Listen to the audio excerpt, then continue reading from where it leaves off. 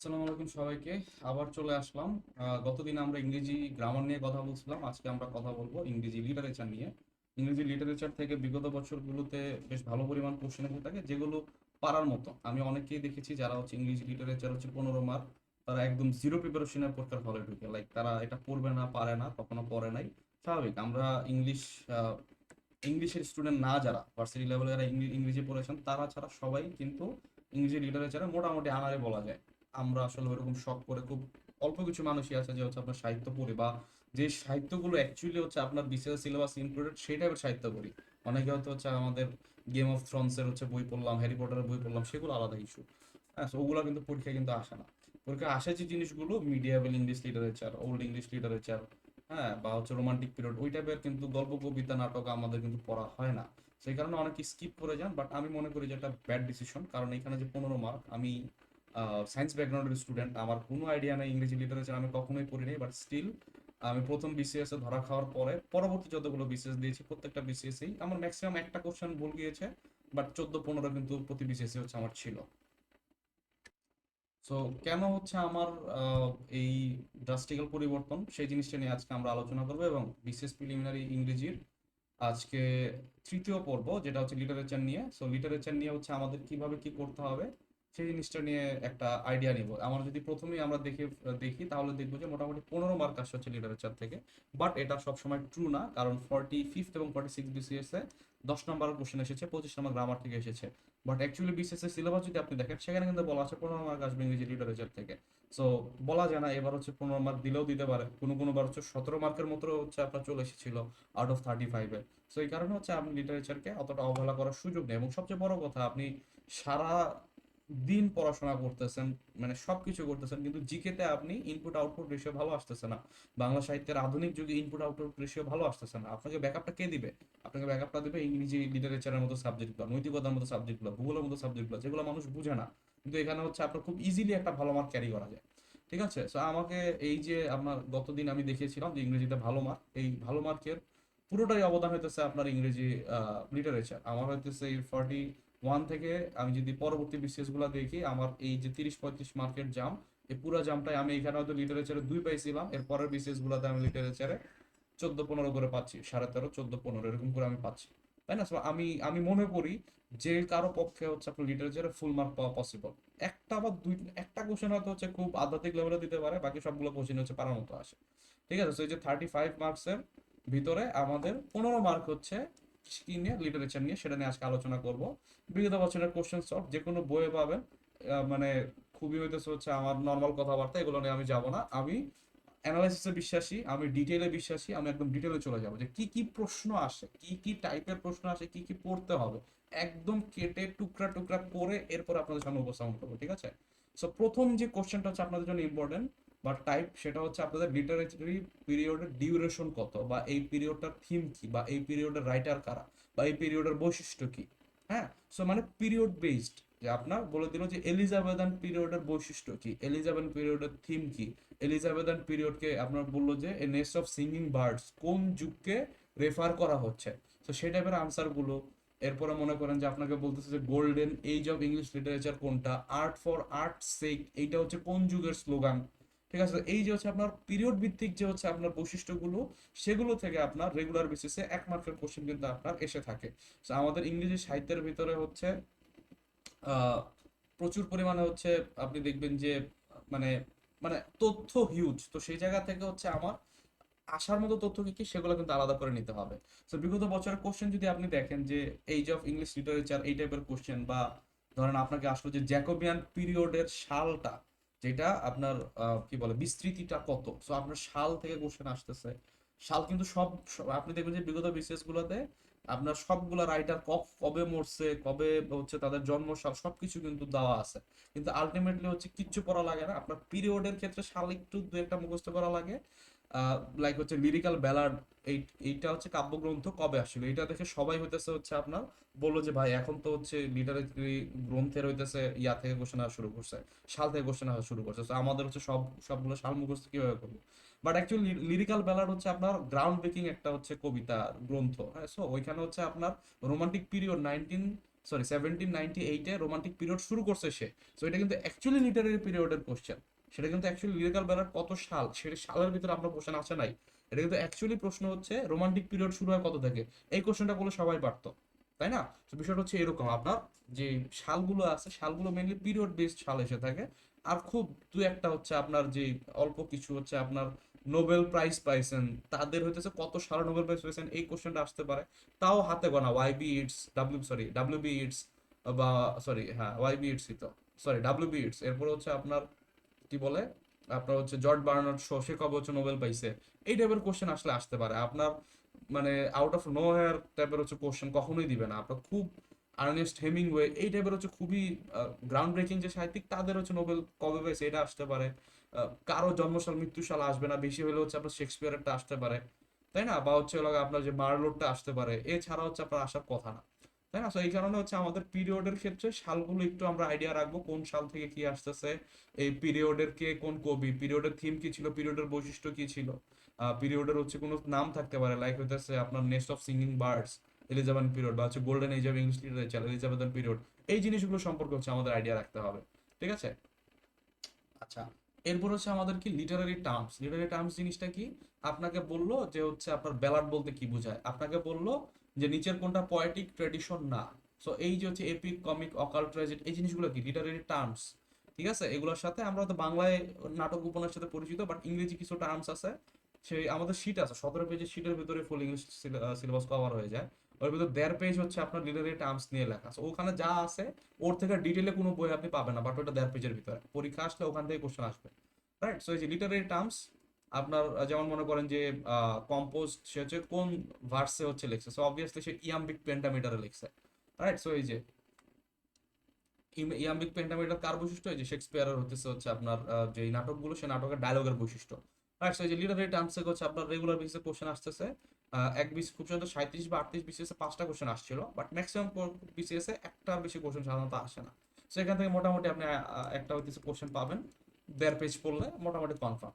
আচ্ছা, এরপরে হচ্ছে আমাদের অথর বা রাইটার, এইটা হচ্ছে সবচেয়ে ইম্পর্টেন্ট এবং এখান থেকে হচ্ছে ম্যাক্সিমাম কোশ্চেন এসে থাকে, ঠিক আছে? 8 থেকে 10টা কোশ্চেন দেখা যাচ্ছে যে রাইটার অথর বেস কোশ্চেন এসে থাকে, যে এই যে ইউলিসিস হচ্ছে আপনার পোয়েমটা কে লিখছে, এরপর মনে করেন যে নো সেকেন্ড ট্রাই, এটা হচ্ছে আপনার জিনিসটা অ্যাকচুয়ালি কি, সো এই যে আপনার এটার অথর কে, এটার রাইটার কে, বা এই জিনিসটা অ্যাকচুয়ালি কি, সো হচ্ছে আপনার লিটারারি ওয়ার্কস বেসড যে হচ্ছে আপনার কোশ্চেন গুলো আছে, সেখান থেকে মেজরিটি কোশ্চেন এখান থেকেই আসে। এবং এইখানে হচ্ছে আপনি হয়তো ম্যাক্সিমাম টাইমে ধরা খাবেন, হ্যাঁ, যে আপনার হুট করে মাথায় আসবে না এটা কি, আমি তো একটু ভাই আমি তো একটু ভয় পেয়ে যেতেছি, আমি তো হোয়াটসঅ্যাপ পড়ছিলাম আপনার ব্রাউনিং পড়ছিলাম ভুলে গেছি, হ্যাঁ, না হচ্ছে টেনিসও না, আমার মাথায় আসতেছে না।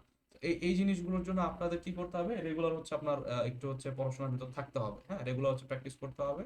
আর ব্যাক স্টোরি জানতে হবে, যেমন হচ্ছে আমি যদি আপনাকে পড়াই, আমি ওরসত কলেজ নিয়ে হচ্ছে এত বেশি হচ্ছে আপনাকে হচ্ছে বলবো, আপনি এই জিনিসটা দেখি সবার আগে বলবেন যে ওরসত কলারেজ হচ্ছে ইউলিসিস লেখার কথা না, তারা হচ্ছে নেচার টাইপের লেখালেখি করছে, তারা এই টাইপের বই লেখারই কথা না, হ্যাঁ, যে হচ্ছে একজন মানুষের নামে বই, সে লেখারই কথা না। রবার্ট বার্নিং কিসের জন্য বিখ্যাত? ড্রামাটিক মনোলগের জন্য বিখ্যাত। এটা তো মনোলগ বলে মনে হচ্ছে, এটা হিরোর কাহিনী বলে মনে হচ্ছে, সো হিরোর কাহিনী কে লিখতে পারে?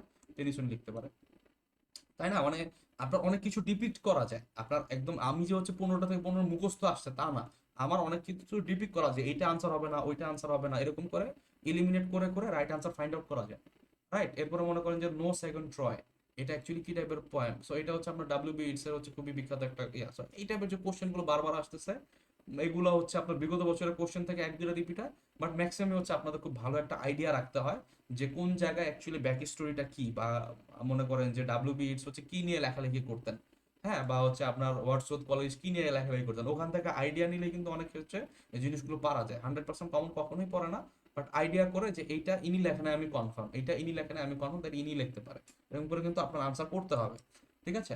আচ্ছা, আমাদের হচ্ছে কোর্স নিয়ে হচ্ছে আপনারা যারা ইন্টারেস্টেড তারা হচ্ছে সরাসরি আমাদের ফেসবুক পেজে যোগাযোগ করবেন, সেটা নিয়ে আজকে কথা বলতে চাচ্ছি না।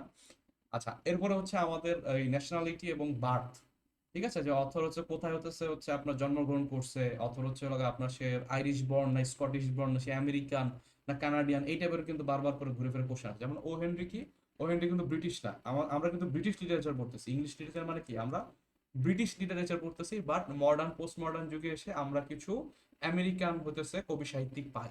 তো ওই যে হচ্ছে আমাদের আমেরিকার হইতেছে হচ্ছে আমাদের এই ও হেনরি। সো ও হেনরির নাম আছে William Sydney Potter, right? So এদের হচ্ছে আপনার ইয়ে আসতেছে আপনার ন্যাশনালিটি কি বার্থ কি, যেমন হচ্ছে আপনার বারবার করে পরীক্ষা দেবেন 3-4 বার আসছে আপনার হইতেছে জনাথন সুইফট, তিনি তিনি হচ্ছে কোন দেশের, আইরিশ, ঠিক আছে, তিনি অ্যাকচুয়ালি আইরিশ সাহিত্যিক। তো এই ন্যাশনালিটি বার্থ থেকে আপনার ম্যাক্সিমাম আধা পেজের একটা শীট যদি আপনি পড়েন, আমাদের আধা পেজের শীটের ভিতরে সব কভার হয়ে যায়। আচ্ছা, এরপর হচ্ছে আমাদের ক্যারেক্টার্স এবং হচ্ছে থিম। হ্যাঁ, ক্যারেক্টার্স এবং থিম, যে হচ্ছে ডেসডিমোনার ক্যারেক্টারটা হচ্ছে আপনার কোন সাহিত্যের, বা মনে করেন যে হ্যামলেটটা হচ্ছে কোন সেটিং এ হয়েছে। সো হ্যামলেট হচ্ছে আপনার ডেনমার্ক দেশে হয়েছে। সো ওই যে আপনার একটু ভিতরে যাওয়া, এখান থেকে কোশ্চেন কম আসে, বাট এইগুলাই হচ্ছে মানুষজন পারে না, যে কোনটা কোনটার ক্যারেক্টার, কোন ক্যারেক্টারটা কি উক্তি করছিল, এই যে গল্পটা, এই গল্পটা হচ্ছে কোন শহরে হয়েছে। মার্চেন্ট অফ ভেনিস, ওটা অবভিয়াসলি ভেনিস শহরে হয়েছে। সিমিলারলি আপনার শেক্সপিয়ারের প্রত্যেকটা গল্পই ইউরোপের বিভিন্ন শহরে হয়েছে। হ্যামলেট কোথায়? হ্যামলেট হচ্ছে আপনার ডেনমার্কে। আবার মনে করেন যে ম্যাকবেথ হচ্ছে কি স্কটল্যান্ডের রাজা ডানকান, তাই না? সো এক একটা এক এক দেশে হয়েছে। সো এখান থেকে বারবার করে কোশ্চেন আসতেছে। সো আমাদের ক্যারেক্টার্স যে কোনটা, যেমন আর্নেস্ট হেমিংওয়ের আসে যে হইতেছে এটা কোন বইয়ের ক্যারেক্টার, ওইটা কোন বইয়ের ক্যারেক্টার, ঠিক আছে? তো এই যে আমার ক্যারেক্টার এবং থিম, এই জিনিস সম্পর্কে ভালো একটা আইডিয়া রাখতে হবে। সব না, খুব ইম্পর্টেন্ট কিছু বই, মানে আপনি মানে কয়েক হাজার হইতেছে ইংরেজি সাহিত্যের বই আছে, তো সেগুলোর প্রত্যেকটা ক্যারেক্টার যদি আপনি মুখস্থ করতে জানেন, এটা সম্ভব না। আমরা হয়তো দিবা আপনাকে 20টা বা 30টা বই, বা 20টা বা 30টা সাহিত্য, সেইটার ক্যারেক্টার গুলো মুখস্থ করেন, সেখান থেকে কমন আসার সম্ভাবনা 90%। হ্যাঁ, এর বাইরে যদি আসে তাহলে আপনি যদি না পারেন, মোটামুটি কেউই পারবে না, ওগুলা কেউই পড়ে নাই। ঠিক আছে, যে ক্যারেক্টার এবং থিম খুবই অল্প কিছু হচ্ছে আপনার বই পড়ে নিলেই কিন্তু আপনার হয়ে যাচ্ছে। কোটেশন ফর্মে ওয়ার্ক, এখানে আপনারা দেখবেন যে বিগত বছর মানে সিলেবাস, যেটা সিলেবাসে দেওয়া আছে যে কোটেশন ওয়ার্কস সাধারণত প্লে হবে, না হলে পয়েম হবে, এর বাইরে থেকে কিন্তু কোটেশন সাধারণত আসে না। হ্যাঁ, আপনি বিগত বছরও দেখবেন যে এর বাইরে সাধারণত সিলেবাসেও নাই, এর বাইরে কোটেশন আসেও না। স্টিল হচ্ছে আমরা ফ্রান্সিস বেকন বা কিছু হচ্ছে আপনার কালজয়ী সাহিত্যিক আছেন, তাদের কিছু কিছু হচ্ছে গদ্য টাইপের, লাইক চার্লস ডিকেন্স, তাদের কিছু কিছু ওয়ার্কস এর কোটেশন কিন্তু আমরা পড়তে হবে। হ্যাঁ, তো শুধু ওগুলো পড়লে হবে না। সো খুবই সিম্পল, যে for God sake hold your tongue and let me লাভ, এইটা হইতেছে কে বলছেন? এটা জন ডান বলছেন। রবীন্দ্রনাথের নোবেল, যেটা আপনার শেষের কবিতা বারবার করে এই লাইনটা আসছে। এরপরে হইতেছে হচ্ছে আপনাদের ভালো এবং খারাপ বলতে কিছু নেই, আমরা যা ভাবি সেটাই হচ্ছে ভালো হয়ে যায়, সেটাই খারাপ হয়ে যায়। এটা হচ্ছে কি, এটা হচ্ছে হ্যামলেট বলছে হ্যামলেটের একটা কি সলিলকি হোরাশিওকে সে বলতেছিল। হ্যাঁ, তো এই টাইপের যে জিনিসগুলো, যে আপনার কোটেশন, এগুলো হচ্ছে আপনার বারবার করে পরীক্ষায় আসে। কোটেশন আপনার দেখবেন যে আমরা হয়তো 100 বা 120 কোটেশন পড়াবো, এর ভিতর থেকে আপনার কোশ্চেন কমন চলে আসবে। এরপরে হচ্ছে হলো আপনার 8 নাম্বার যে ট্যাগ, সেটা হচ্ছে আপনার ফাদার, মানে কে কোন সাহিত্যের হচ্ছে আপনার ফাদার, কোনটার কার পেন নেম কি, কে পোয়েট লরিয়েট, কে কিসের জন্য ফেমাস, এই টাইপের যে কোশ্চেনগুলো। যেমন মনে করেন যে আপনাকে বললো যে পোয়েট অফ নেচার, এটা হচ্ছে কার উপাধি, টাইটেল, তাই না? সো এই টাইটেলটা হচ্ছে কার? টাইটেলটা হচ্ছে আপনাদের ওরসদের উপাধি। আবার মনে করেন যে নিচের কে হচ্ছে হচ্ছে আপনার নোভেলিস্ট, ঠিক আছে? সিমিলারলি আসতে পারে যে নিচের কে পোয়েট লরিয়েট ছিল, নিচের কে হচ্ছে ড্রামাটিক মনোলগের জন্য বিখ্যাত, famous for dramatic monologue, K? Robert Browning, right? তাহলে এই টাইপের যে হচ্ছে আপনার প্রশ্নগুলো, এগুলো থেকে বারবার ঘুরে ফিরে কোশ্চেন আসতেছে, এক মার্ক আপনি কমন পেতে পারেন। তো এখানেও দেখবেন যে আমার আধা পেজের হচ্ছে মানে সাজেশন বারবার করে পড়লে হয়ে যায়, আজ এটা হচ্ছে দুনিয়ার পড়ার দরকার নাই। এবং ফাইনালি হচ্ছে হলো আপনার ডেডিকেটেড বা ইন মেমোরি টাইপের যে ইয়াগুলো আছে, লাইক হচ্ছে আপনার ইন মেমোরিয়াম, টেনিসনের ইন মেমোরিয়াম যে ইলিজি, সেটা কার মৃত্যুতে লেখা হয়েছে? আপনার মনে করেন যে অ্যাডোনাইস, এটা কার মৃত্যুতে লেখা হয়েছে? কিটসের মৃত্যুতে লেখা হয়েছে। কে লিখছে? শেলে লিখছে। এই টাইপের যে কোশ্চেন গুলো। এরপরে মনে করেন যে এই নিয়ারলি হোমোনিম টাইপের যে জিনিসগুলো, লাইক মনে করেন যে সিজার এন্ড ক্লিওপেট্রা, এটা থেকে হচ্ছে আপনার কোশ্চেন আসতেছে। হ্যাঁ, এটা হচ্ছে আপনার 10 নাম্বার। এটা হচ্ছে নিয়ারলি হোমোনিম মানে কি, যেমন মনে করেন যে জুলিয়াস সিজার কে লিখছে, জুলিয়াস সিজার লিখছে হচ্ছে আপনার শেক্সপিয়ার, রাইট? আবার মনে করেন যে আপনার অ্যান্টোনিয়ান ক্লিওপেট্রা কে লিখছে? লিখছে হচ্ছে আপনার শেক্সপিয়ার। কিন্তু সিজার অ্যান্ড ক্লিওপেট্রা কিন্তু শেক্সপিয়ার লেখে না, সেটা লেখছে আবার কি আপনার শ, ঠিক আছে, জর্জ বার্নার্ড শ। সো এখান থেকে হচ্ছে আপনাদের হোমোনিম মানে হচ্ছে কাছাকাছি নামের যে জিনিসগুলো, যেমন মনে করেন যে এ ফেয়ারওয়েল টু আর্মস, ঠিক আছে, দ্য সান রাইজিং, এই টাইপের অনেকগুলো আছে যেগুলো সিমিলার টাইপের, কাছাকাছি কিন্তু আছে।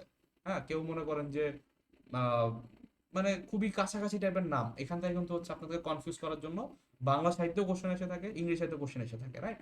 তো এই টাইপের যে কোশ্চেনগুলো, সেগুলো হচ্ছে আমার জানতে হবে। হোমোনিম বেশি হলে আপনার 20 থেকে 30টা আছে ইংলিশ সাহিত্যের বিখ্যাত হোমোনিম, যে এইটা ইনি লেখছেন, অ্যারাবিয়ান নাইটস একজন লেখছেন। আবার মনে করেন যে এই টাইপের আর কি, মানে মোটামুটি একটা আইডিয়া হয়তো পাইছেন, ঠিক আছে? তো এই যে হচ্ছে আমরা হোমোনিম বা হচ্ছে সিমিলার টাইপের নাম, এগুলো থেকে হচ্ছে আমাদের 20টা বা 30টা সাহিত্যের নাম পড়ে নিলেই হয়ে যায়, যে কোনটা কে লিখছে এতটুকু জানলেই হয়। আর ফাইনালি হচ্ছে আমাদের যেটা পড়তে হবে যে নোবেল প্রাইজ উইনার সাধারণত কোশ্চেন আসে না, national poet Nobel prize winner খুব খুব রেয়ার। আপনি বিগত 11 BCS এর কোশ্চেন ঘেটে হয়তো আপনি দুইটা বা তিনটা কোশ্চেন পাবেন যে হচ্ছে নোবেল লরিয়েট নিয়ে কোশ্চেন আসছে, যে নিচের কে নোবেল লরিয়েট। সো নোবেল লরিয়েটের ভিতর আপনার এই 1901 সাল থেকে আপনার এখন পর্যন্ত হিউজ পরিমাণ হচ্ছে মানুষজন নোবেল পাইছে। সাহিত্য হয়তো আরেকটু পরে আসছে, 1 সাল থেকে হয় নাই, স্টিল হিউজ পরিমাণ মানুষ হচ্ছে হলো আপনার সাহিত্য নোবেল পাইছে। সো এতজনের নাম মুখস্থ রাখা সম্ভব না। আমি হয়তো আপনাদেরকে 10 থেকে 12 জনের হচ্ছে নাম দিব এবং তাদের সাল সহ মুখস্থ করতে হবে। এরকম 4-5 জন আছে, হ্যাঁ, যে হেমিংওয়ে বা বার্টন রাসেল, এদের হচ্ছে সাল সহ মুখস্থ করতে হবে। ঠিক আছে, তো এই কারণে হচ্ছে আমাদের এই নোবেল লরিয়েট থেকে অত বেশি হচ্ছে আমাদের না পড়লেও হবে। সো হোপফুলি একটা মোটামুটি আইডিয়া পেয়ে গেছেন যে আমরা কিভাবে হচ্ছে ইংরেজি লিটারেচারে এই যে আমার 10 টাইপের যে কোশ্চেন দেখার, আমি 10 টাইপের বাইরের কোশ্চেন লিটারেলি আসে না, গত 11 BCS আসে নাই। সো আপনারা মোটামুটি টেনশন ফ্রি থাকতে পারেন যে এই 10 টাইপের কোশ্চেন আপনার যদি হচ্ছে মানে এরপরে বই পড়ার সময় আপনি খেয়াল রাখবেন যে এই এই টাইপের ভিতর পরে এরকম তথ্যগুলো আমি পড়বো, ফাও তথ্য আমি পড়বো না। বা আমাদের কাছে আসলে আমরা হচ্ছে আমাদের বড় লেকচার শিটও আছে, প্লাস একটা হচ্ছে কনসাইজ 17 পেজের একটা সামারি দিয়ে দিই ইংলিশ লিটারেচারের ক্ষেত্রে। ওখান থেকে মোটামুটি বিগত 45-46 দিয়ে বিসিসি 10টা কমন পড়ছে। ঠিক আছে, সো হোপফুলি এখান থেকে আপনার ভালো আইডিয়া হয়ে যাবে। এখন যেহেতু 10 নম্বরের কোশ্চেন, অনেক ক্ষেত্রে হচ্ছে আপনারা বেশি পরিশ্রম নাও করতে পারেন। ঠিক আছে, তো এই জায়গাটাতে অনেকে ছেড়ে দিয়ে আসে বা অনেক বড় বড় বই কিনে, আলটিমেটলি হচ্ছে কোনো লাভই হয় না, তাই না? কারণ খুবই স্পেসিফিক জায়গা থেকে স্পেসিফিক কোশ্চেন আসতেছে। এই জায়গাগুলো না বুঝলে আসলে এত খেটে আসলে লাভ নাই, তাই না? সো হোপফুলি আপনারা আইডিয়া পাইছেন। আর আমি ফাইনালি কিছু বলি যে রিডিং স্ট্র্যাটেজি যে জিনিসটা, সেটা হচ্ছে আপনাদের 4টা জিনিসের উপর আপনাদের ফোকাস রাখতে হবে পড়ার সময়। প্রথমে আমি বসবো হচ্ছে পিরিয়ড বেস পড়াশোনা নিয়ে, অর্থাৎ old English, middle English, Elizabethan period শুরু হলো, রেনেসা শুরু হলো। সো রেনেসার ভিতরে হচ্ছে আপনার এই পিরিয়ডে কে কে কবি ছিলেন, কে কে সাহিত্যিক ছিলেন, কে কে এসিস্ট ছিলেন, নোবেলিস্ট ছিলেন, সবগুলো হচ্ছে লাগে আপনার পড়ে কে কি লিখছে এগুলো সম্পর্কে একটা ভালো আইডিয়া না। অর্থাৎ পিরিয়ড অনুযায়ী আপনার হচ্ছে ম্যাক্সিমাম বই আপনি দেখবেন যে পিরিয়ড বেসই লেখা, ম্যাক্সিমাম না, 100% বই পিরিয়ড বেসড হচ্ছে আগে। কিন্তু পিরিয়ড বেস পড়লে হবে না, আপনাদের দ্বিতীয় রিভিশনটা দিতে হবে রাইটার বেসড। আপনি শুধুমাত্র পিরিয়ড পড়লে হবে না, রাইটারদের ভিতরে ঢুকে পড়াশোনা করতে হবে। মানে সব রাইটার না, যেমন মনে করেন যে ওয়ার্ডসওয়ার্থের খুব ভিতরে গিয়ে আপনার পড়তে হবে। ঠিক আছে, এরপরে মনে করেন যে আপনার আর্নেস্ট হেমিংওয়ের ভিতরে গিয়ে পড়তে হবে, জিবি শ, শেক্সপিয়ার, এদের ভিতরে গিয়ে পড়তে হবে। রাইটারদের একদম খুব ডিটেলে পড়তে হবে, তাদের আহ, তাদের জীবনের ঘটনাবলী সম্পর্কে ভালো আইডিয়া রাখতে হবে। না হলে হচ্ছে বা সে কি টাইপের লেখা লিখতো, খুব ডিটেলে গিয়ে যদি না পড়েন, তাহলে আসলে এই পিরিয়ড বেসড নর্মাল পড়া দিয়ে, গতানুগতিক পড়া দিয়ে আপনার ভালো করতে পারবেন না। আর থার্ড যেটা, সেটা হচ্ছে আমাদের লিটারারি ওয়ার্ক বেস পড়া। ঠিক আছে, আমি মোটামুটি একটু ব্যাখ্যা করে দিচ্ছি। যেমন পিরিয়ড বেস পড়ার ভিতরে আমি কি বললাম, রোমান্টিক পিরিয়ড পড়লাম। ঠিক আছে, সো রোমান্টিক পিরিয়ডের ভিতরে আপনি দেখবেন যে এই কয়েকজন কবির হচ্ছে ডিটেল পড়া আছে। তো রোমান্টিক পিরিয়ডের ভিতরে কিন্তু আমি পিরিয়ড বেস পড়াশোনা করার পরে আমি পড়বো কয়জন নিয়ে, ওয়ার্ক বেস পড়াশোনা মানে এই কি বলে রাইটার বেস পড়াশোনা শুরু করবো। এরপরে রাইটার বেস পড়াশোনা শুরু করবো কয়জন নিয়ে, এই কলোরিস্টকে নিয়ে আমি পড়তে পারি, রাইটার বেস ডিটেলে গিয়ে আমার পড়তে হবে। সো এই কলোরিস কি করছে, আপনার Kubla Khan, dejection, Christabel, rime of ancient mariner, 4টা কবিতা তার বিখ্যাত, আর কিছু এখান থেকে পড়া লাগবে না, তাই না? এবং হচ্ছে তার যে সে যে আফিম খেত, সে যে হচ্ছে আপনার নেচারের ইয়া ছিল। ঠিক আছে, তো এই জিনিসগুলো সম্পর্কে আমরা হচ্ছে আইডিয়া নিলাম, হ্যাঁ। তো আইডিয়া নেওয়ার পরে হচ্ছে আমরা কি করব, আমরা এরপরে হচ্ছে আপনার এই ওয়ার্ক বেস পড়াশোনা করবো, যে আমার এইখানের ভিতর সবকিছু আমার পড়া লাগবে না, আমার শুধুমাত্র এখান থেকে রাইম অফ এনশিয়েন্ট মেরিনার পড়লেই কিন্তু আমার হয়ে যাবে। ঠিক আছে, রাইম অফ এনশিয়েন্ট মেরিনারের ভিতরে এটার হইতেছে ইয়াকারা এনশিয়েন্ট মেরিনার আছে, এটা লেখা হয়েছে কি দিয়ে আই, সাবজেক্টিভিটি আছে আমার। এই রোমান্টিক পিরিয়ডে বসে থাকি সাবজেক্টিভিটি, অর্থাৎ আই মি এই জিনিসগুলো ইউজ করা হয়েছে। সো কবি নিজেকে হচ্ছে সেখানে ইয়া করে এই জিনিসগুলো লিখছে, হ্যাঁ। সো এই যে তাদের ভিতর যে কোটেশন আছে, তো ভিতরের কাহিনীটা, সেটার ভিতরে যে অ্যালবাট্রস পাখির বর্ণনা আছে, এই জিনিসগুলো ভাই আপনার জানতে হবে। ঠিক আছে, তো এইগুলো হচ্ছে আপনার 3 ধাপে পড়া। পিরিয়ড বেস শুরুতে পড়তে হবে, এরপরে লিটারারি সরি রাইটার বেস পড়তে হবে, এরপরে বিভিন্ন হচ্ছে লিটারারি ওয়ার্ক বেস পড়াশোনা করতে হবে। সো 3 বার যদি আপনি রিভাইজ দিতে পারেন, ইংলিশ সাইডে আপনি বস হয়ে যাবেন। এবং আমার গ্যারেন্টি আপনি নেক্সট যে পরীক্ষাটা হয়েছে 47, সেখানে হচ্ছে আপনি 15-তে 15 হতে পাইতে পারেন। ঠিক আছে,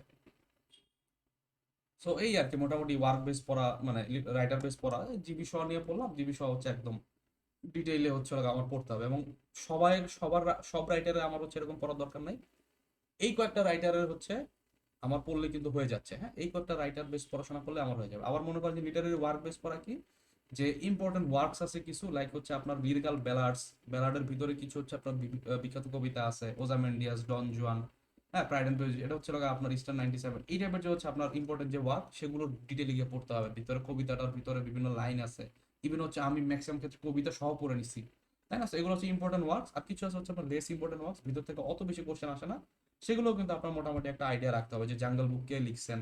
হ্যাঁ, so যেমন মনে করেন যে এগুলো হচ্ছে আপনি ডিটেইলে কোটেশন, ক্যারেক্টার সবকিছুর ভিতরে গিয়ে আমি পড়বো, সেটিংস কোন জায়গায়, লন্ডন আর প্যারিস দুইটা শহরের কথা আছে কোন জায়গায়, টেল অফ টু সিটিসে, তাই না?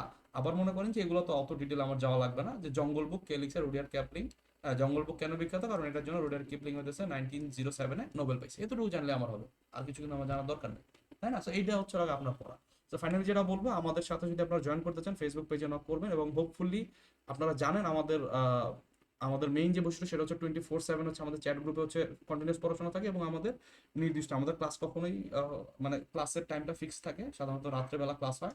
সো এই রাত্রেবেলা ক্লাস হয় এবং সারাদিন ধরে কিন্তু ডিসকাশন চলতে থাকে, এবং আপনাদের পড়া ফিক্স থাকে। So যে কারণে কি হয়, খুব অল্প সময়ের ভিতর সিলেবাসের একটা বড় অংশ কভার হয়ে যায়, প্লাস যেহেতু রেগুলার হচ্ছে আমাদের সাথে আপনারা চ্যাট গ্রুপে, হ্যাঁ আপনারা সবাই 200-300 জন মানুষ চ্যাট গ্রুপ, আমরা মনে করেন যে মডারেটর, যার ফলে কি হচ্ছে আপনারা কিন্তু খুব ভালো একটা আইডিয়া পাচ্ছেন, হ্যাঁ, এবং হচ্ছে আপনারা কি পড়বেন কি পড়বেন না হয়ে যাচ্ছে। আপনি ম্যাথ হইতেছে, আমি একটা করাই দিলাম, আমার পক্ষে তো 100টা ম্যাথ করানো সম্ভব না এক চ্যাপ্টারে, 2টা ম্যাথ করাই দিছি, বাকি ম্যাথগুলো আপনি পারতেছেন না বা আটকে গেছেন, গ্রুপে দেন, আমি আছি আর 10 জন আছে, তারা কিন্তু আপনাকে হেল্প করে ম্যাথগুলো করে ফেলতেছে। সো এই কারণে কি হয়, একটা ইকোসিস্টেমের ভিতর ঢুকে যাওয়া পড়াশোনা। সো এই ইকোসিস্টেমের ভিতর ঢুকে গেলে খুব ইজিলি দেখবেন যে হচ্ছে আপনার সিলেবাস নির্দিষ্ট টাইমের আগেই শেষ হবে, এরপর আমরা 2বার রিভিশনও দিতে পারবো। ঠিক আছে, তো হোপফুলি খুব ভালো একটা সিজন হতে যেতেছে। গত সিজনে আমাদের হচ্ছে 600 জন ছিল সব ব্যাচ মিলায়, হোপফুলি আপনাদেরও এইবার একটা ভালো নাম্বার হচ্ছে আমাদের সাথে এবার জয়েন করবে। ঠিক আছে, আজকে এই পর্যন্ত, সবাই ভালো থাকবেন, আল্লাহ হাফিজ।